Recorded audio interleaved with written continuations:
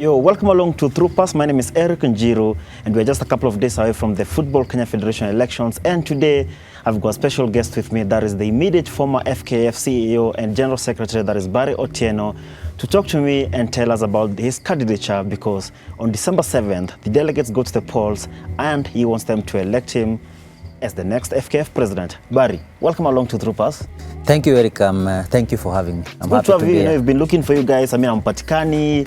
Finally, have you here a couple of days. Like, let's say now it's less than 2 weeks now to the elections. I know. How are things now? Not bad, Eric. I think it's been good. Okay. Trying to look for votes. We continue to talk to delegates and hopefully share also our vision with them and refine this vision as we go along. Hopefully on December 7th, we are elected and we take Kenyan football forward. Let's start first of all. Who is Barry? Thank you, Eric, for having me in the show. I think Barry Otieno is a football lover, first of all. I began playing football at the tender age of 7 through the MISA system. Played until I was 18. I didn't manage to play at the top level because I had to balance my studies and football. Yes. In 2016, I was appointed head of communication at FKF. Yeah, I remember that. Yeah, 2017 made head of communication and marketing, yes. And then 2019 became CEO of FKF. Yes. Apart from that is that I'm a trained coach. Okay. I've undertaken a lot of coaching courses through the MISA system and now the FKF system. So I'm also a trained coach. Served as FKF CEO for 5 years and recently resigned and decided to run. Okay. How was your time at FKF? You were there for a couple of years, like you said before, as the communication officer, and then you became the CEO, became the General Secretary. How was it for you there? I think it was a good opportunity. Okay. No, you don't become or you ascend to the position of CEO every day.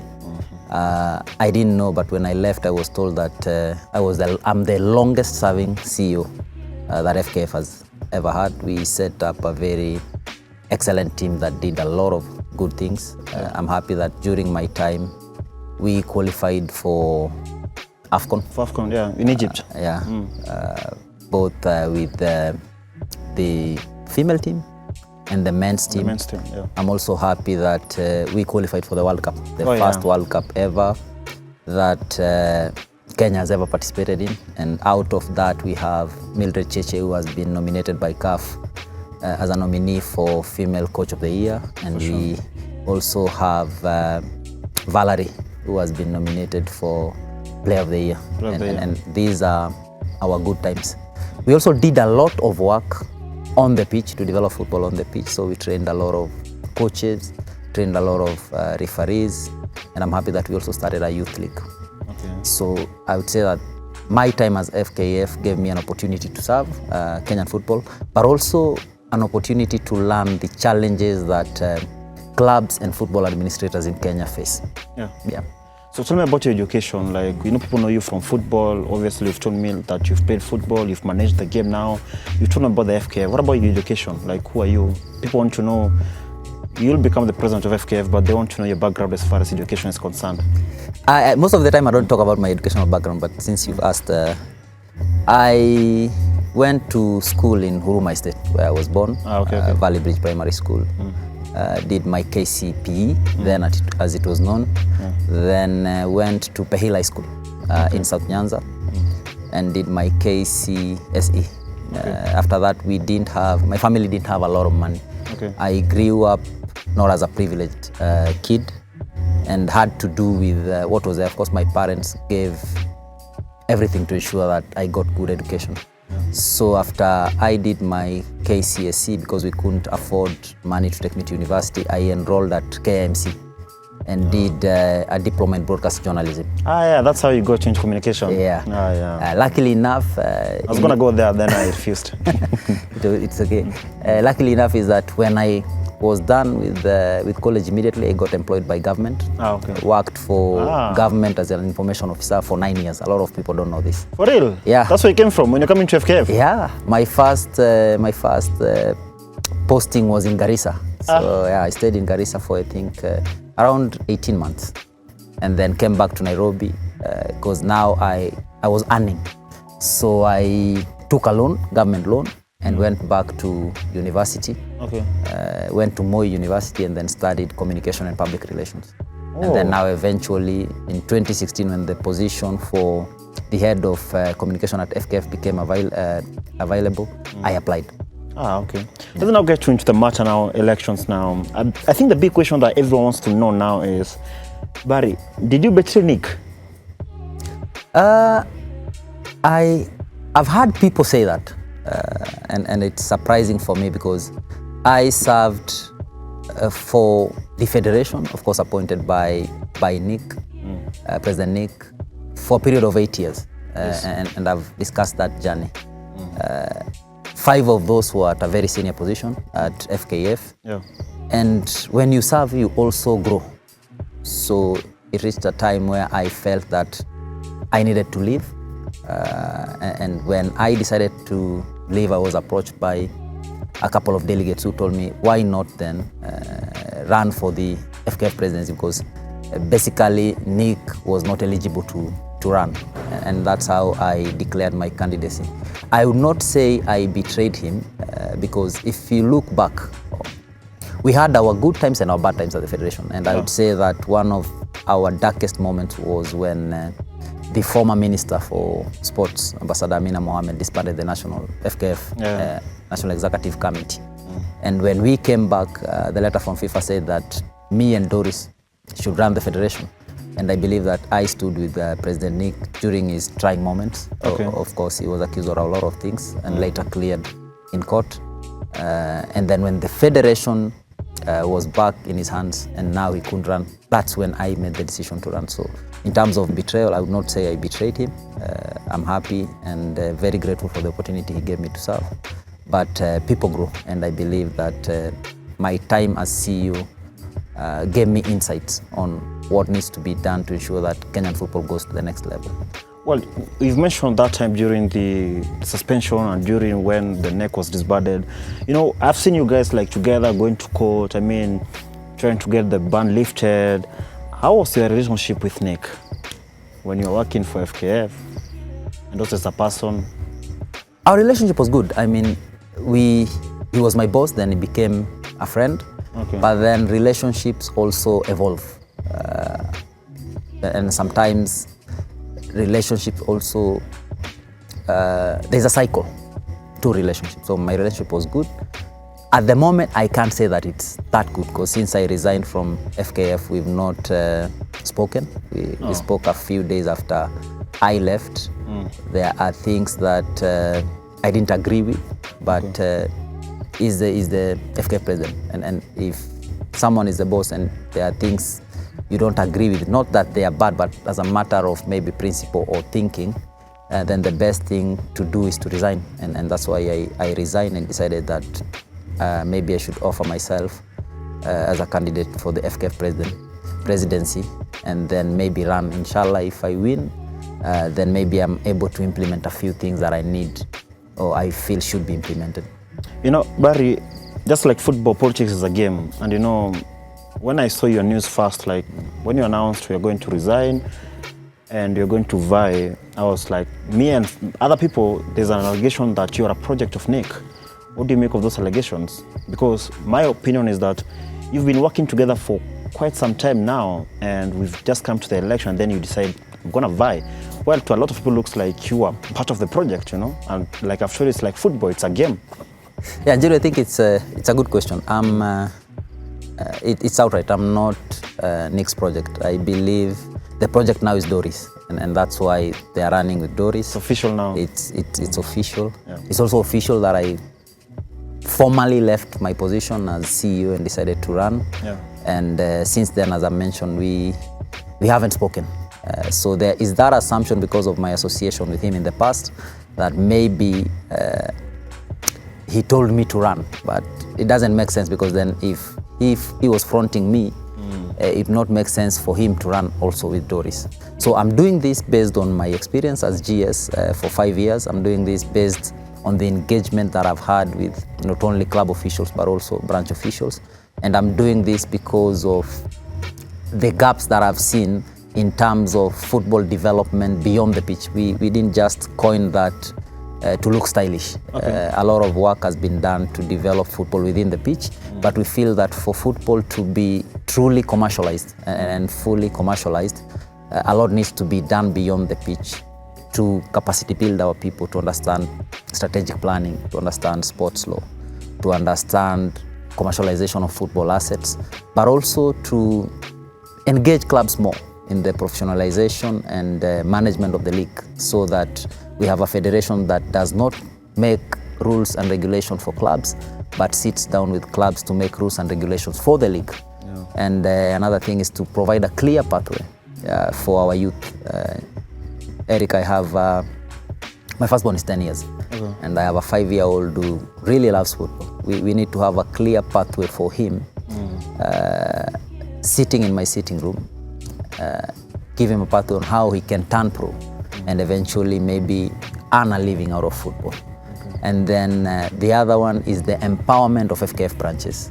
I mean, I feel that it's wrong, and I say this with a lot of concern. I feel that it's wrong that in 2024 there is still no clear separation of roles at FKF. We have NEC members who are running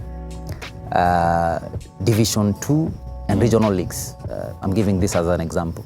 And for football to be truly beneficial or truly effective at the grassroots level, we need to empower the branches and give these leagues to the branches, so that NEC plays an oversight role, just like a board, but also empowerment in terms of the skill set required to ensure that football is commercialized at that level.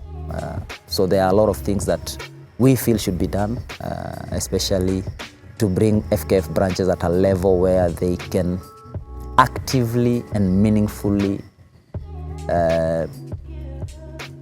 participate in the development of the game. Yeah. No, this issue of an FKF delegate or an FKF branch official coming to meet the national office once a year during an AGM that lasts maybe 1 hour, 30 minutes, I don't think it's fair. The branches need to be actively involved in the decision-making process. They need to understand the policies that they pass and how those policies affect football in their respective regions. Barry, we've just come from the branch elections in the last couple of days. These delegates have been elected. When they look at your manifesto, why should they say it's Barry and he's the best choice for me? I think you can judge anyone looking at their track record. And human beings like to compare. So there are a number of candidates.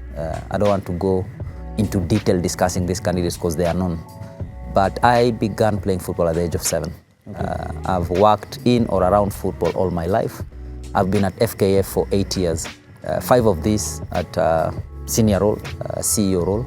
I've worked with the delegates and for the delegates. I've also worked with the clubs and for the clubs. Sometimes when our clubs qualify for CAF interclub competitions, there is some skill set that lacks, and the federation has always chipped in to ensure that they represent the country in the right way. And so I feel that is one aspect. But there's also the other aspect that if you look at all the 8 presidential candidates or so, I'm the only one who has picked a running mate from the branch. And that is because we're really passionate about grassroots football and the empowerment of FKF branches. During my time also as FKF, I had an opportunity to engage with clubs at different levels. Div 1, NSL, FKF PL, and I understand the challenges that they face. We've discussed these challenges at length, and I believe that our team has the necessary, not only skill set, but also goodwill to try and address some of these challenges. So we are not saying we will build numerous stadiums. We are not saying we will give branches 3 million. We are saying that we know there are challenges that exist within branches. One of them is capacity building, ensuring that football administrators have got the right skill set. Another one is clear separation of roles and responsibilities, so that if you're told that you are appointed to a certain FKF committee, you know your roles. It's also important that financially the national office supports the branches, even if it's 100,000 shillings per year just to open an office so that you have presence, and also in terms of resource people to maybe have websites, maybe also in terms of equipment that aid in the development of football at the grassroots level. So giving balls to these branches and generally making them part of the football journey. Okay. Yeah. So, you know, Barry, you've been in the federation for more than 8 years now. People look at you. You've been here, you've been at the top of things now, you've been the CEO, you've been the general secretary of the federation now. What do you think should be done better, and why didn't you do it when you're there? That now you fail, now I can do it when I get elected the president. Eric, I worked for the federation, but I was not the institution. When people look at you and they look at your position, when I look at the position of, let's say, Safaricom CEO, I believe is the one who makes decisions, you know.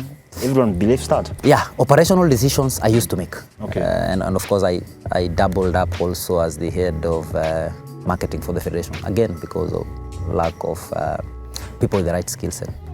But I was not at the level of policy. I was only advising, because policies are formulated by the National Executive Committee of FKF. If required, as provided for by the FKF statutes, these then are taken to the FKF Congress for approval. And basically the work of the FKF GS is to implement what has been passed as a resolution by NEC or approved by Congress. Now, at that policy level, I was only advising. And I understand when people say that I've been there for 8 years, I was there as an employee. I believe that if I run and if I get the right people to also run the federation with at a NEC level, then I'm able now to implement some of the things that I believe are ailing Kenyan football. But you don't control gets election in the NEC sometimes, you know? Yeah, but I'm happy also with the candidates that have offered themselves. I believe that this election will be different. I believe that this election will give football stakeholders in Kenya a very unique set, or if you want to call it, crop of leaders. I don't believe that delegates will vote what we call a suit. I think they look at individuals and vote individual based on what they can offer football. And I think that this is an opportunity that we have as a country to take the football forward. And we are not running, and I've said this on numerous occasions, I'm not running because of who I can become. I'm running because of what I believe we can do jointly for Kenyan football. And I believe that it's time that now we don't just focus on developing the game on the pitch, but beyond the pitch on the 4 pillars that I've explained. Okay, but you know, in a week where we've played international football, Harambee Stars, we just missed the AFCON qualification. Where do we stand, and where do you stand now with you as far as now the Harambee Stars is concerned? Yes, we're going to AFCON under 17, we've been to the World Cup, but people still want that result in the national team, the main team, the Harambee Stars. I don't know what's your plan for us when you get elected. I think football success doesn't occur on the pitch alone. And I'll give you an example. In 2019, when we qualified for the AFCON in Egypt. In Egypt, yeah. We took the team to France. Of course, we paid incentives that have never been paid to players. But then I had the chance of sitting with the Senegal president, Mr. Senghor. I think is one of the longest serving presidents at CAF. And these teams are doing well, to be honest. Yeah, and I realized that elaborate plans go beyond the 90 minutes that we see. I think when we are elected into office, inshallah, after 7th, there needs to be an improvement on stakeholder engagement. We need to work closely with government and align with government. We've had challenges during this period. Of course, our team hasn't played any qualifier at home because we are improving stadiums for AFCON and CHAN. It's understandable. But also we need to ensure that the buck doesn't stop with Harambee Stars. We need to relook our youth structure and try and develop kids in the right way, and also give them a platform to showcase their talent at the highest level, at the earliest opportunity. So hopefully by the time they are 16, they are in good academies abroad, because iron sharpens iron. And it is this, if we do that, and each year, Eric, think of it this way, if each year we can take 5 players into Europe and take another 5 to the UAE, then it means in 4 years we have a pool of players to select from. I'm not saying that the current pool of players playing for Harambee Stars are not good. I'm just saying that to consistently perform and perform well at that level, you need to have a very good youth structure. You also need to bring in money into the game, because I mean, you can hire a coach. If you don't pay him for 11 months, it becomes an issue. Michael Olunga earns millions of shillings in Qatar. If he comes to the national team and what you give him is 1,000 in terms of allowance, then there's an issue. And those are the discussions that we should have with government. Once that side of things is improved, then for sure we will see our national team improve also. But that also depends on the state of the league, you know. The league has to be good also. Yeah. The teams that are playing, they also need to be serious. So like we can get good players coming from the clubs and go to the national team for us. Yeah, and that's why we're saying that there needs to be better involvement of leagues in the of clubs in the professionalization of leagues and management. And we sat down with FKFPL clubs. We've also been lucky to sit down with NSL and Division 1 clubs. And we're having discussions on not only how we can professionalize the leagues, but also if the structure is right. Do we need an 18-team league in the FKFPL? Do we need a 20-team league? Do we need a 16-team league? And these are discussions that we continue to have with various club officials. And also relook at the FKF competition. The Mozart bet, for example, I like giving that example where the Mozart bet begins at the round of 64. And clubs that play in the FKFPL and NSL leagues are normally seeded. So in the round of 64, then a club, let's take Police FC for example, would play an amateur side. In Embu or somewhere. In Embu or somewhere. And they don't face what you'd say a competent opponent until they are in the latter stages of the competition, probably semis or finals. And then a few weeks later, the same club is required to represent Kenya in CAF inter-club competition. Do we feel that this tournament gives our own clubs the preparations they need to face a club like Al Ahly? My honest feeling is no, and maybe there is a need to relook at our CAF competition and the qualification process to the CAF inter-club competition. And one of the proposals we are putting out is that maybe we need to have some sort of a top 8. Top 8 NSL, top 8 like the one that we used to have FKFPL. Like okay. Yeah, because you borrow from what's working. And iron sharpens iron, so that we have a competitive competition, maybe played home and away, and the winner is prepared at a good level to go and face top clubs in Africa. Okay. We've just come from the Dominican Republic where our girls are playing at the World Cup. How do we build on these girls now to ensure they don't get lost? And then let's say we become consistent in the AFCON and also the Olympics. We've never gone to the Olympics by there as a team, football teams. How do you build on those girls? I think there's no secret to this. You need to relook at the youth system, and that's why we're saying that you need to provide a clear pathway for our youth players. It's good that we've been to the World Cup, but then the journey to qualify for the next U17 Women's World Cup should have begun yesterday. The way our structures are right now is that we get a lot of kids from school, and in school they also do not play throughout the year. And there's an example that I gave, Eric. If you take 2 kids or 2 players at age 9 with the same potential, and one player trains for 10,000 hours and the other player trains for 2,000 hours, by the time they're 16, this would be 2 different players. And a big difference. Yeah.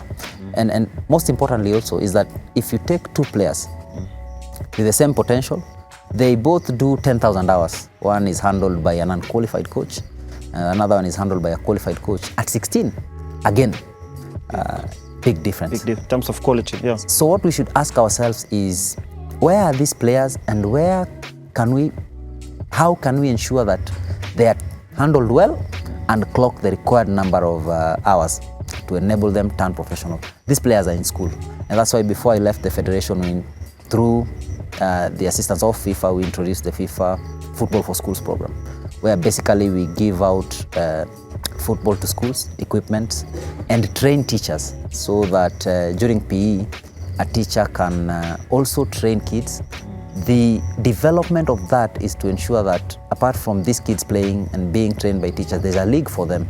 And that's why it's important now to empower the FKF branches. They can go identify centers of excellence, start a league for these kids when they're still very young, and then now have a conveyor belt that supplies the national team. That will ensure that we are consistently successful at the junior levels, and then that translates to our senior national teams, because these players then can be signed at a very young age by good clubs, and then they can come back and represent the country. Do you think these girls can take us to LA, the Olympics in States in 2028, the ones that we are Dominican Republic?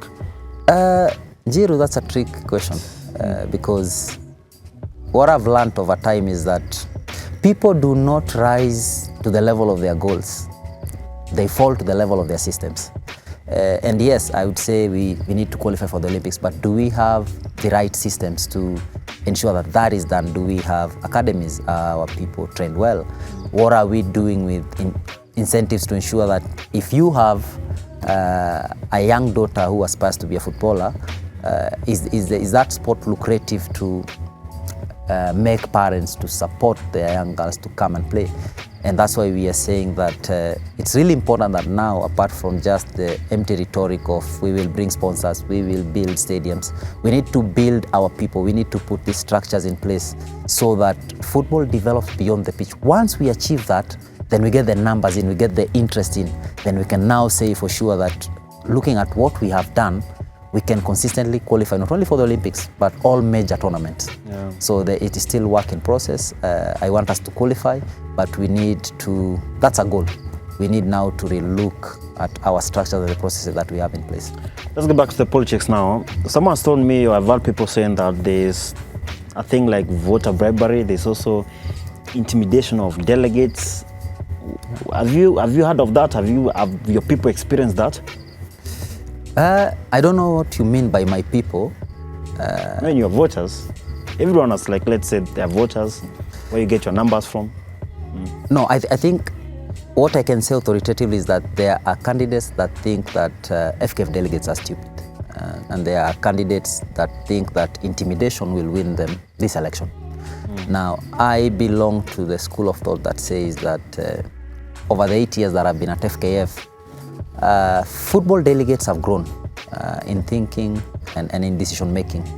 So if you look at the 8 candidates, I feel we are the least loaded, if there's such a word. The least loaded? Yeah. Oh. Our camp is not privileged to have the amount of resources that other camps have. For example, we don't have money to take people to Dubai. We don't have money to take people to Naivasha.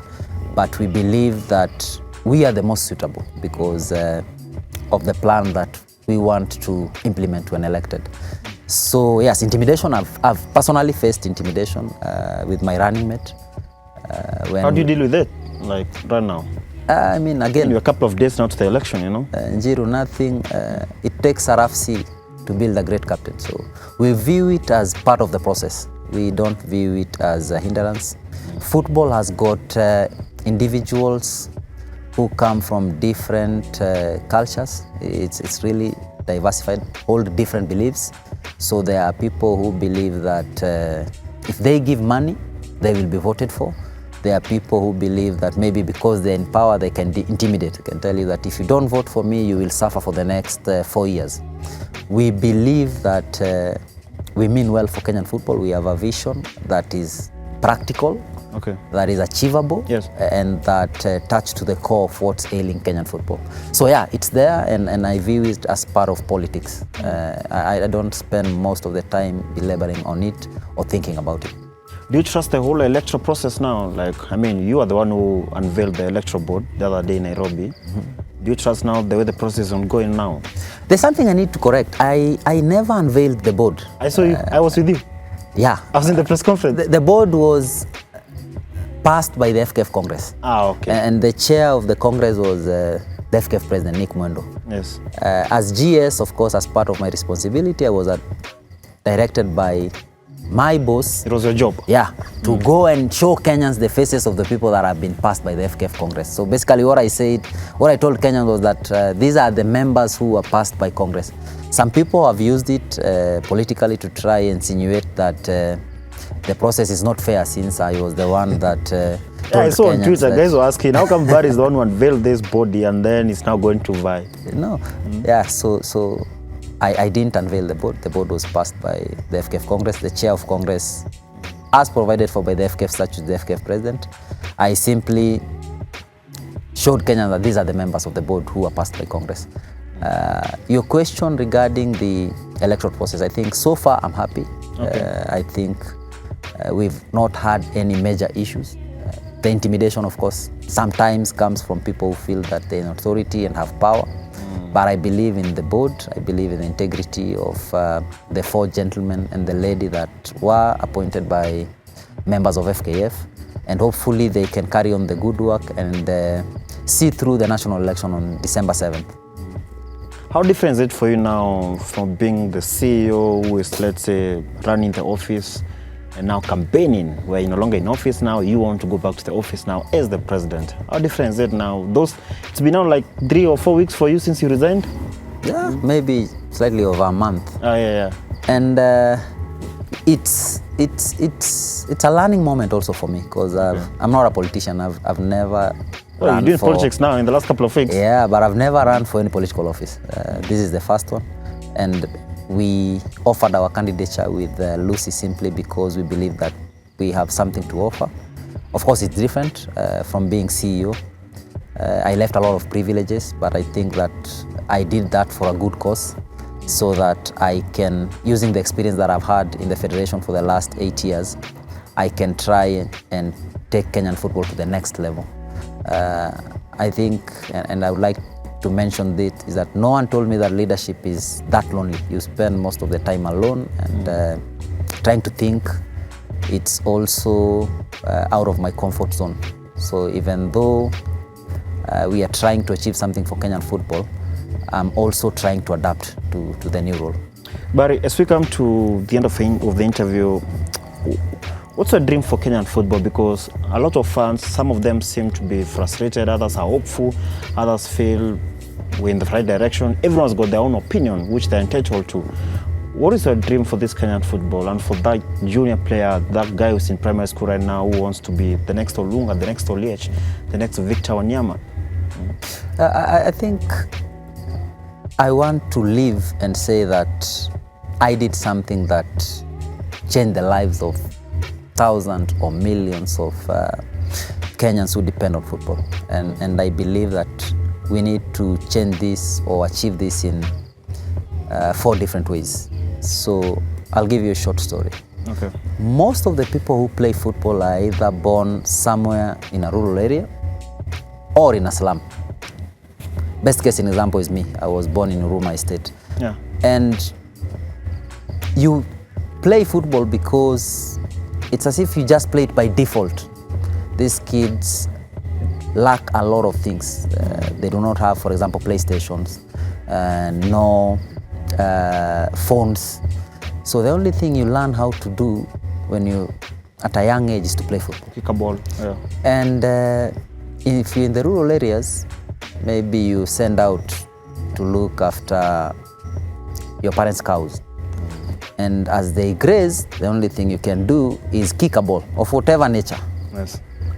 And so they play, and some of them largely turn out to be good players.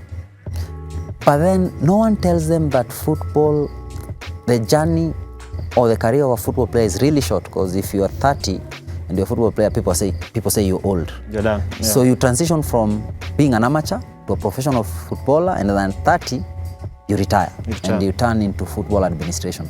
Yeah. Now, the challenge begins there, because they are not equipped with the right skill set to be football administrators. And that's why you see a lot of former players not living a life that is good. So what we are saying is that, one, we need to capacity build our people.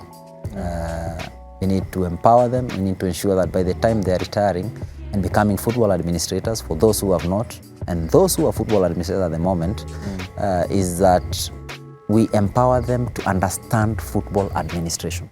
Okay. Secondly, is we need to have a clear pathway for our youth. Okay. And not only that, this pathway needs to be understood by football administrators, coaches, and the players. For example, there is this misconception that a player who is 18 is a youth player. If you look at... is that what? Is a professional player. 18? 18 is a professional player. In Kenya? Globally. And Eric, why? Football, and I think I had mentioned it earlier, but I just repeat it. You build or develop a player the way you build a house. So before age 9, it's the player and the ball. So you are taught how to dribble, you are taught how to pass, and basically all trainings are coined to ensure that you are comfortable with the ball. And then 9 to 16, it's you and the ball, but also now you start to begin to understand that you have a role in a team. So you can say, I'm a striker, I'm a goalkeeper, I'm a winger. And then at 16, it's you're comfortable with the ball, you know that you are part of a team, but now there is the role of the opponent. So I am good with my feet, I can control, I can pass to my teammate. Yes. But now I'm playing against an opponent, and there is the competition element that we need to win this game. And then at 18, there is very little that you can do to a player. It's purely mental. Are you in the right mental state to take to the field? Are you in the right mental state to play a match? And because we didn't handle football well, not necessarily saying me, but as a country, is that a lot of players develop late. And that's why we are not sending enough players abroad into some of these top leagues. And so it's really important that that pathway is there, and that we take kids out before they're 16 into good academies in Europe, good clubs in Europe, so that they can stay there for a prolonged period of time, play on good surfaces against quality opponents. I'm not saying our opponents are not good, but if you can't compare the Kenyan League with the EPL, for example. Sure. And then when they come back, now they can perform for the national team. The other thing is Bari alone will not change Kenyan football. There needs to be a lot of stakeholder engagement. And some of the key stakeholders that we need to engage are clubs, because these players belong to clubs. Yeah. So we need we need to engage clubs more in the professionalization and management of our leagues, so that the leagues become competitive, the leagues become lucrative, then that can translate into the holistic success of the sport. I believe the commercialization of football asset remains a single area that has not been exploited. And I also believe that this federation and the federations that have been there before have not taken a keen interest in ensuring that our people, beginning at the club level, understand how to commercialize football assets. Take a club like Gor Mahia, for example. Do they have a merchandise shop? Do they have season ticket is an holders? issue in this country, Barry. Because there's a lot of clubs there's don't a lot really of get it counterfeit. right. And do we? And I tried to explain it in another platform, Eric. You meet people and they tell you football is not being marketed, and they confuse the terms. I mean, if people do not know about your product, then that's a marketing issue. I believe, and I'm using Gor Mahia as an example, I believe a lot of people know about Gor Mahia. But if people know about your product and decide not to choose it, that's a branding issue. And I believe the challenge with our football is that it has a branding issue, where if people go to watch football because they like football. But if you try to bring someone who likes, for example, rugby into football, there is a branding issue where he'll tell you, there's a lot of hooliganism, napigwa na mawe. They come to the stadium, there are no clean toilets, there are no snacks, the experience at the stadium is not good, your car is broken into while at the parking. And these are the things that we need to enlighten clubs about, to ensure that if I come to the stadium and I bring my 10-year-old, then next weekend, my 10-year-old is discussing the match he watched the previous time, the previous weekend, but also wants to bring his other friends to the stadium. Yeah. And that's where we've been struggling. We've also not gotten, we've also not exploited fans, not in a bad way. So I'll give you an example. So Eric goes to the stadium and pays 500 to watch Gor Mahia versus FC. But we've not, as a federation or as clubs, asked, how can we get more out of Eric? So he's already paid his ticket for 500. Is there a snack that he can get and pays for? I feel we get less, or we do less in the stadiums. Most of the time, because we are concentrated on the game football on the pitch. I think it's more than 90 minutes. Our clubs, or let's say the guys who do the stadiums in Kenya, don't really focus on what happens after the 90 minutes or in between. Even before, and even when there are no matches. Unfortunately, it's now only maybe Police, I think Morangasil, and Dimba that have stadiums. Ulinzi, it's being, you know. Ulinzi is complicated because it's a stadium, but it's also security installation. Based, So, but clubs that can actually say they have stadiums and that can provide even tours for fans and commercialize the space around the stadiums are less than 5 in Kenya today. And you understand that, yes, there are no resources, but we now need to start looking at that. And we start looking at that by ensuring that the people who are the helm of these stadiums understand that there is an opportunity to develop football beyond the pitch. And that's what, Eric, we are keen on doing. Okay, finally, Barry, what's the message now to the delegates as we close in now to December 7th when they go to the polls now and they elect the next president of FKF? Yeah, I think my message to the delegates is really simple. Is to say that there will be 8 candidates. And out of these 8 candidates, they all have different qualities. Yeah. And I'll say that I'm not running because of what I want to be. I'm running because of what I believe I can offer Kenyan football. We believe that we are the most suitable, of course me and my running mate, to take Kenyan football forward. There will be a lot of intimidation, I believe, because it's ongoing. Yeah. There will be a lot of money being poured around. Yeah. But I'm asking them to vote with conviction. I'm asking them to vote for a leadership that will ensure that they not only develop the game, but also develop themselves. And that vote should come to us on 7th. We want to be first amongst equals, and we want to, as part of our team, ensure that Kenyan football develops to levels that when we finally leave the federation, we will be proud of. Okay. So, yeah. Thanks a lot. That is Barry Otieno, the immediate former CEO of FKF. And on December 7th, he will be vying to be the next president of FKF. December 7th, the elections happen. Thanks a lot, Barry, for coming through. Thank you, Eric, for having me. And all the best. Santi. Thanks a lot. Yeah.